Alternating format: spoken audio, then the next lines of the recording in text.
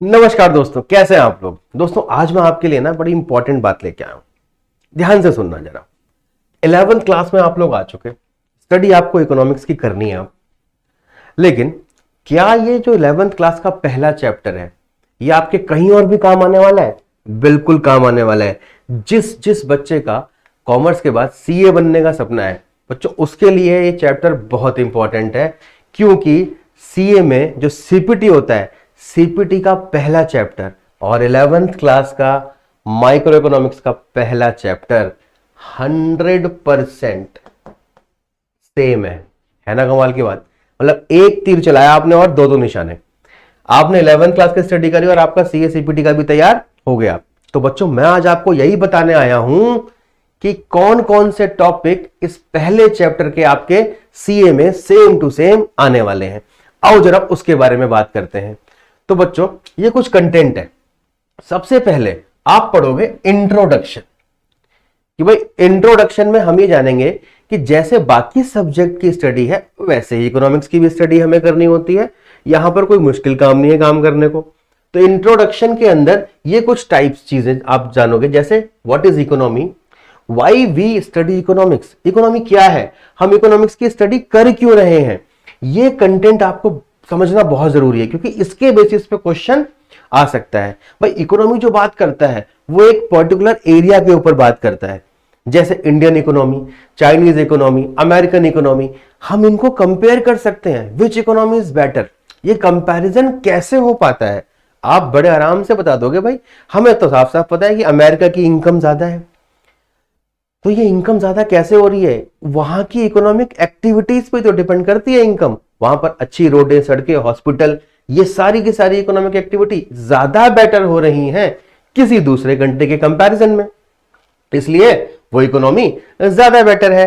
अब उस इकोनॉमी को चलाने के लिए हमें पढ़ना जरूरी है इकोनॉमिक्स, क्योंकि इकोनॉमिक्स बताता है कि कितने जो अवेलेबल रिसोर्सेज हैं आपके, उनका इस्तेमाल करके आप कैसे अपनी मैक्सिमम वांट्स को सेटिस्फाई कर सकते हो।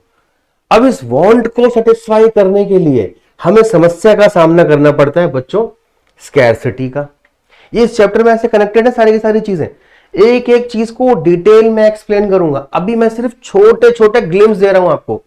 स्कैरसिटी का मतलब होता है कमी, मतलब हमारी इकोनॉमी में जो रिसोर्सेज हैं वो लिमिटेड हैं, उनके डिफरेंट डिफरेंट यूजेस पॉसिबल हैं। भाई आपके पास पैसा है, आप उसका अलग अलग जगह पे इस्तेमाल कर सकते हो, अलग अलग तरीके से।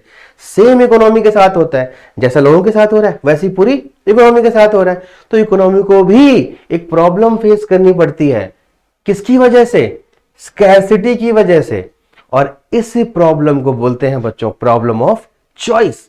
इस प्रॉब्लम ऑफ चॉइस पे एक क्वेश्चन आपका पक्का आना ही आना है। Very very important topic, scarcity. अब इस स्कैरसिटी की वजह से हमारी इकोनॉमिक प्रॉब्लम अराइज हो गई, जिसको मैंने नाम दिया problem of choice. That is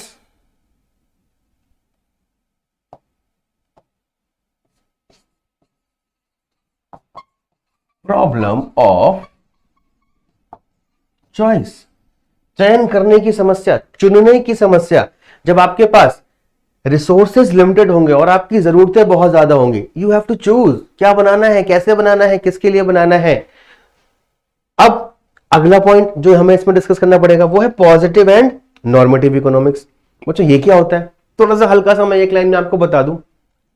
positive economics जो है ना, वो डेटा के बारे में बात करता है जिसको प्रूव किया जा सकता है, which can be measured, which is statistical and proven. जैसे मैं बताऊं कि भारत की जनसंख्या 140 करोड़ के आसपास है। एग्जैक्ट फिगर नहीं बता सकते अभी, सेंसस में पता लग जाएगा कि क्या एग्जैक्ट फिगर आने वाली है इस बार की जनसंख्या की। तो बच्चों ये जो जनसंख्या है इसको मेजर करना पॉसिबल है सेंसस के थ्रू। और नॉर्मेटिव इकोनॉमिक्स बात करता है कि भारत की जनसंख्या बहुत ज्यादा है, ये थोड़ी कम होनी चाहिए। तो नॉर्मेटिव इकोनॉमिक हमें सजेशंस दे रहा है, व्हाट ऑट टू बी, क्या होना चाहिए, जनसंख्या पे रोक लगनी चाहिए। तो नॉर्मेटिव इकोनॉमिक्स ये बताता है और पॉजिटिव इकोनॉमिक्स ये बताता है क्या है, व्हाट इज। तो ये दो इकोनॉमिक्स की ब्रांचेस हो गई, positive and normative economics. Same micro and macro economics. 11th class में आप ये नहीं सीखोगे कि मैक्रो इकोनॉमिक्स में क्या क्या है, आपको सिर्फ माइक्रो और मैक्रो के बीच में एक डिफरेंस समझना है। मैक्रो के टॉपिक नहीं आने वाले आपके, वो 12th में आएंगे। तो माइक्रो और मैक्रो में क्या डिफरेंस है? माइक्रो इकोनॉमिक एक इंडिविजुअल की स्टडी करेगा या फिर एक छोटे से ग्रुप की स्टडी करेगा, और मैक्रो इकोनॉमिक पूरी की पूरी इकोनॉमी एज अ होल को एक साथ स्टडी करेगा। जैसे माइक्रो इकोनॉमिक का एग्जांपल लिया जाए तो मैं किसी एक कंपनी की बात करूं, कोका कोला की बात करी मैंने, माइक्रो वेरिएबल है। जब मैं पूरी सॉफ्ट ड्रिंक इंडस्ट्री की बात करूं तो वो मैक्रो वेरिएबल है। अगर मैं एक कंज्यूमर की या एक कंज्यूमर के ग्रुप की डिमांड की बात करूं तो वो माइक्रो है। अगर मैं पूरी इकोनॉमी की एग्रीगेट डिमांड की बात करूं तो वो मैक्रो वेरिएबल है। ऐसे ही इसमें 5 डिफरेंसेस हो सकते हैं, वो पांचों के पांचों डिफरेंसेस आपको पढ़ने हैं एग्जाम्पल के साथ। What is the micro, what is the macro economy. अब बात करते हैं सेंट्रल प्रॉब्लम ऑफ इकोनॉमी। बच्चों, इस प्रॉब्लम ऑफ चॉइस की वजह से, इकोनॉमिक प्रॉब्लम की वजह से हर देश को चूज करना पड़ता है, सेंट्रल प्रॉब्लम को फेस करना पड़ता है। ये 3 होती हैं, what to produce, how to produce, for whom to produce. जिसने ब्रिज कोर्स करा है बहुत अच्छे से जान चुका है व्हाट टू प्रोड्यूस क्या होता है, हाउ टू प्रोड्यूस क्या होता है, फॉर होम टू प्रोड्यूस क्या होता है। कमेंट में बताना मुझे। तो सेंट्रल प्रॉब्लम ऑफ इकोनॉमी कैसे कैसे इस पे बात करनी है। व्हाट टू प्रोड्यूस में हम देखते हैं कि हमें क्या बनाना है। हाउ टू प्रोड्यूस में हम बात करते हैं कैसे बनाना है, मतलब कौन सी टेक्नोलॉजी का इस्तेमाल करना है। 2 तरह की टेक्नोलॉजी होती है, कैपिटल इंटेंसिव और लेबर इंटेंसिव। तो बच्चों अब उसके बारे में डिटेल में बताएंगे हम जब कोर्स करेंगे पूरा का पूरा। उसके बाद ये सबसे इंपॉर्टेंट अपॉर्चुनिटी कॉस्ट, इस पे पक्का क्वेश्चन आने वाला है। इस पे ऐसा नहीं कि आने वाला, इस पे भी आ सकता है, इस वाले पे जरूर क्वेश्चन आएगा। और प्रोडक्शन पॉसिबिलिटी कर्व पे भी एक क्वेश्चन हर साल बनता ही बनता है। इसको पीपीसी या फिर पीपीएफ कहते हैं। तो ये 11th के पॉइंट ऑफ व्यू से भी बहुत इंपॉर्टेंट है, ये सीए सीपीटी के पॉइंट ऑफ व्यू से भी बहुत इंपॉर्टेंट है। तो पहला चैप्टर ना मिस करें, नंबर कट जाएंगे अगर ध्यान नहीं दोगे।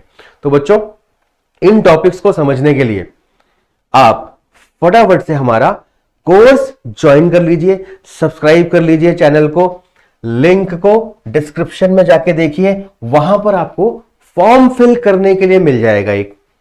चेक द डिस्क्रिप्शन, फटाफट से जाइए अभी देखिए और फिल द फॉर्म। इस फॉर्म को आप लोगों को फिल कर देना है बच्चों। जैसे ही आप इस फॉर्म को फिल करेंगे तो आपको सारी की सारी जानकारी क्लियर होना शुरू हो जाएगी। ऐसे आप हमारे मेन कोर्स को परचेज कर सकते हो। और इस मेन कोर्स की खास बात, सबसे इंपॉर्टेंट, ये सिर्फ और सिर्फ बच्चों 3 से 4,000 रुपए के बीच में पूरा का पूरा कोर्स दिया जा रहा है। इस कॉस्ट में आपको कोई भी कॉमर्स का कोर्स नहीं देगा, हम गारंटी लेते हैं। क्यों?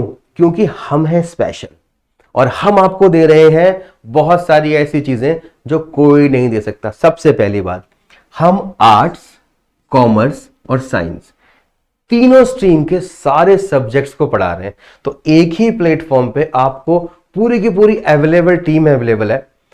ये टीम आपके साथ 24/7 काम कर रही है बच्चों। इस कोर्स की खास बातें, सारे के सारे लेक्चर्स लाइव होने वाले हैं, मतलब रिकॉर्डेड लेक्चर नहीं मिलेंगे आपको। लाइव का मतलब हो गया 1-to-1 इंटरेक्शन। आप लाइव सेशन में अपने डाउट्स पूछ सकते हैं। दूसरी बात, हम आपको रेगुलर बेसिस पे क्या देने वाले हैं, डीपीपीज, मतलब डेली प्रैक्टिस पेपर्स। जैसे ही आपका टॉपिक खत्म हुआ आपको प्रैक्टिस के लिए क्वेश्चंस मिल जाएंगे और उन क्वेश्चन के वीडियो सॉल्यूशंस मिल जाएंगे। फिर भी अगर आपका डाउट नहीं होता है सॉल्व, आपको कोई दिक्कत आ जाती है, तो हमारे पास है डाउट इंजन फैसिलिटी। ये डाउट इंजन फैसिलिटी इतनी इंप्रेसिव है, आपने फोटो खींचा और आपको सॉल्यूशन तुरंत मिल जाएगा, वीडियो सॉल्यूशन मिल जाएगा, पीडीएफ में सॉल्यूशन मिल जाएगा। मतलब ये डाउट इंजन ये आपको कोई प्रोवाइड नहीं करने वाला, ये सिर्फ और सिर्फ आपको मिलने वाला है केल्विन कॉमर्स के साथ। बच्चों तो इंतजार किस बात का है, फटाफट से जाइए और फॉर्म को फिल कर दीजिए और कोर्स को परचेज कर लीजिए। थैंक यू दोस्तों, मिलते हैं फटाफट से कोर्स के